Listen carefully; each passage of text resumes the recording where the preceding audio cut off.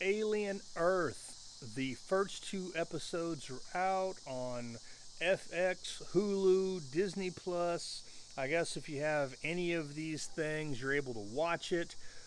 I have had a chance to watch them both. I really like what I've seen so far.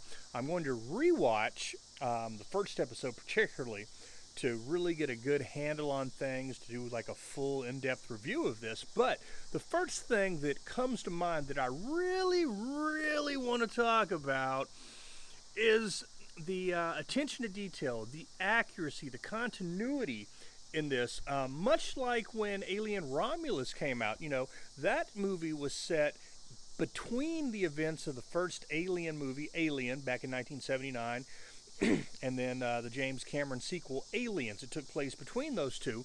And the attention to detail that the producers and the director and the set design had in maintaining the look and feel and continuity of the series, impeccable. Now, this series, Alien Earth, takes place chronologically or timeline-wise 2 years before the first Alien film, which of course was released in 1979. So we're talking 45, 46 years ago, with the advances that we've seen in the technology that we use for producing television and movies, and even people making YouTube videos at home have access to technology that wasn't available to filmmakers back when the first Aliens came out. And it's just amazing, and particularly with they've updated some things and are using real world firearms in this film. I noticed the second issue, the first episode, they're carrying HK rifles, and then they have contemporary semi-automatic shotguns in the second episode, which is what the cyborg character used to spray basically Spider-Man-like webbing on the xenomorph. So they're using contemporary weapons that have a futuristic look, whereas in Aliens they used the pulse rifles, which were fictitious but just look very futuristic. So I love that they're incorporating real-world technology that has the look and feel that they need to maintain the continuity. But with all of that being said, it makes me think of modern Star Trek fans.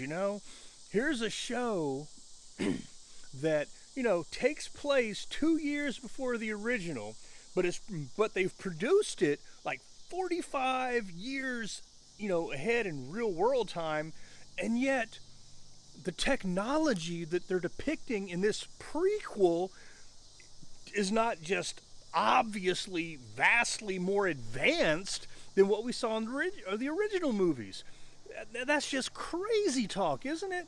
Come on, Star Trek fans. How is it that you can like stuff like that? I'm talking to you, Discovery, Strange New Worlds people.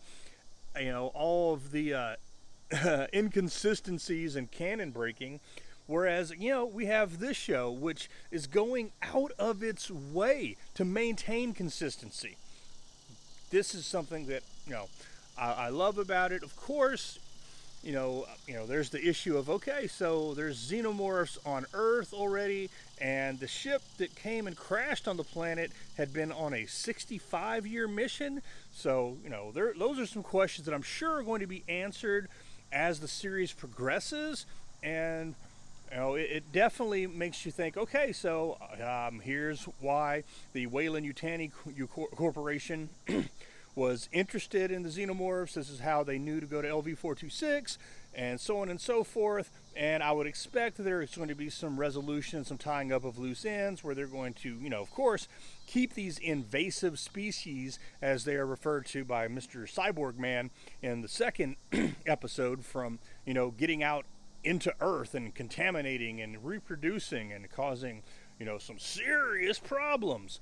So, so far, so good. Thumbs up. Looking forward to next week, and true anticipation, looking forward to it, as opposed to, again, the dread that I now feel from week to week, waiting for a new episode of Strange New Worlds, thinking, oh my goodness, what lunacy are they going to unload upon us this week? So there you have it. Alien Earth. It's here. It's streaming.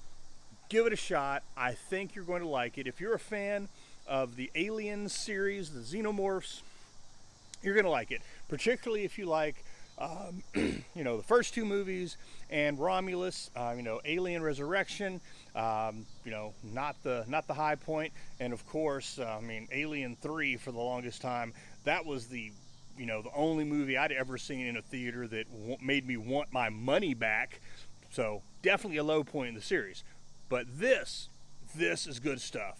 All right, thanks for watching. Go see Alien Earth. Go stream it. Go watch it repeatedly. It's so many fine little details. And we're just going to go into some of the other issues later. But yeah, it's good.